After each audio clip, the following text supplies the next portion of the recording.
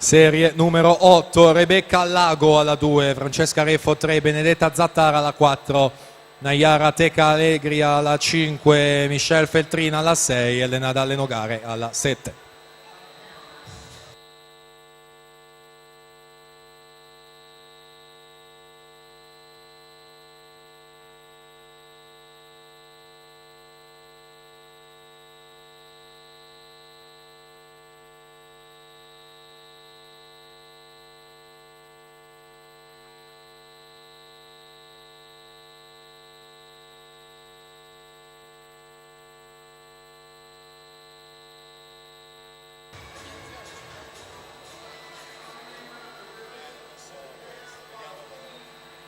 Intanto Giulia Borra al centro della vasca, per lei nazionale giovanile 2015 e 2017, specialista della velocità a stile libero, iscritta con un tempo altissimo in questa nona serie del dorso femminile, vince in 1.3 e 0.7, dunque teniamo da parte questo tempo, questo ottimo riferimento imposto proprio dall'azzurrina Giulia Borra, 1.3.07, ci siamo alla partenza, la serie 8.